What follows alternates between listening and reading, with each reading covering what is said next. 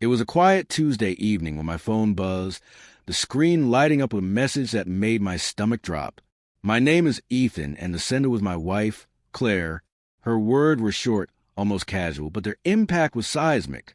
Maybe we should break up. I stared at the message, feeling a whirlwind of shock, disbelief, and a strange, simmering clarity. This wasn't coming out of nowhere. The signs had been there for months. The distance, the cold tone, the quiet evening spent apart in the same house. But reading it like this in plain text made it feel final. I didn't reply immediately. I didn't panic. Instead, I set the phone down, took a deep breath, and let my mind sort through the chaos. My life, my home, and my heart were at stake, and I refused to respond impulsively. Hours passed. Claire sent follow-up messages, each one carrying a tone of casual detachment. It was almost mocking, like she expected me to beg, to plead, to crumble. But I knew better. I had learned that emotional control was far more powerful than outbursts of anger or sorrow. Finally, I typed my response carefully, deliberately, ensuring every word carried clarity and authority. If you want to break up, then do it. But understand this. I'm done wasting energy on people who don't respect what we had. You'll get your freedom, but you'll also see what it means to underestimate me. Hitting send, I felt a strange sense of liberation. This wasn't just a reply. It was a statement of self-respect, a boundary set clearly and firmly. I wasn't angry.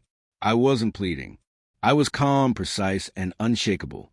By mid-afternoon, Claire's uncertainty had grown noticeable. She moved through the house with careful steps, glancing at me more than once, her confidence faltering.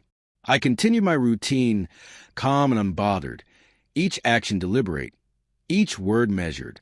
The silence between us wasn't empty, it was heavy with implication. I poured myself a cup of coffee and sat by the window, watching the sunlight slice across the living room floor. For months, I had felt the distance growing, but now the situation had shifted. The suggestion to break up was no longer a weapon against me.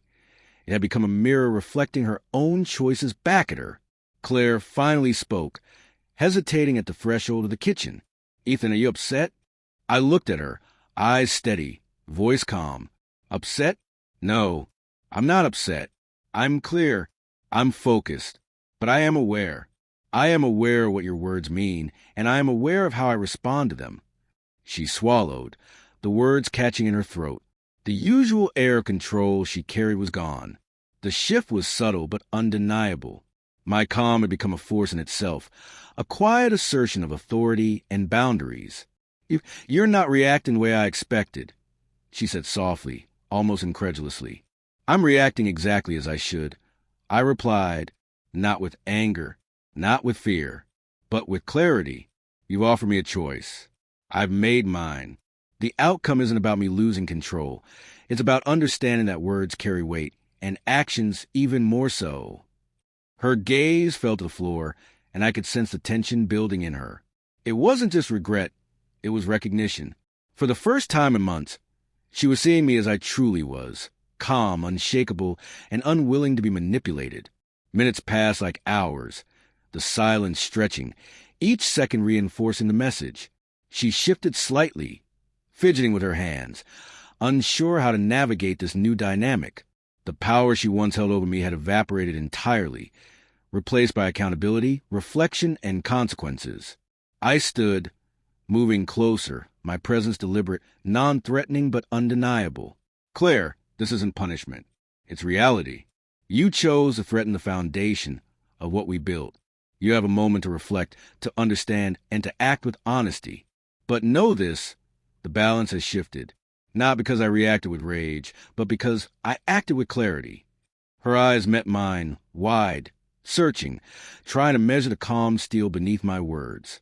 And I saw it there. The flicker of understanding, the realization that her casual suggestion could no longer unsettle me, that control and composure had reclaimed the space she tried to disrupt. By evening, Claire's hesitation had grown undeniable. The casual confidence she had carried for weeks was completely gone. I watched her, quietly, allowing her to feel the full weight of the choices she had made. She had expected confrontation, maybe anger or tears, but not this composed calm, not this unwavering clarity. She finally spoke, her voice barely above a whisper. "Ethan, I didn't mean, I held up a hand, stopping her mid-sentence. "Stop. Don't try to justify. Don't try to soften this. It's too late for excuses. You offer me a choice. I accepted it. That's it." Her eyes darted away, guilt flickering across her face. For the first time, she wasn't controlling the narrative. She was reacting to it, and that reaction was telling. She realized that I was no longer a participant in her manipulation, no longer a pawn to be toyed with emotionally. I moved closer, steady, deliberate, and calm. "Claire, I'm not here to punish you. I'm here to make something clear. Trust isn't optional. Respect isn't negotiable. And when someone threatens the foundation of a relationship, they also threaten its future. You chose to destabilize ours. That choice has consequences." She swallowed hard, her voice trembling. I don't know what to say." "Then say nothing," I replied. "Reflect, understand, act honestly from here on out. Because any attempt to manipulate or gaslight will meet the same response. Calm, clear, unshakable." The room was silent, the only sound the faint hum of the refrigerator. I let the quiet linger, allowing the gravity of the moment to settle in. She shifted in her seat, the tension visible in her posture. The once casual, confident tone she had wielded as a weapon was gone, replaced by accountability. Finally, I stepped back and nodded. "This is your moment to see the truth of your choices. I've done nothing impulsive. I've done nothing cruel. I've acted with clarity. And that is the only revenge, the only statement, that truly matters."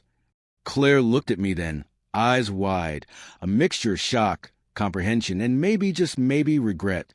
The power dynamic had shifted completely. She had assumed fear or pleading, anger or tears, but instead she found control, calm, and composure. That realization hit her harder than anything else could.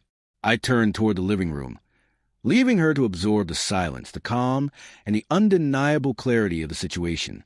As I walked away, I felt a rare satisfaction, not from chaos, not from anger, but from control, strategy, and self-respect. Sometimes the most impactful response isn't loud, isn't dramatic. It's measured, deliberate, and impossible to ignore. And in that quiet, composed authority, the lesson is learned, the balance restored, and the respect reclaimed. The next morning, Claire arrived home, expecting tension, maybe tears, maybe an argument.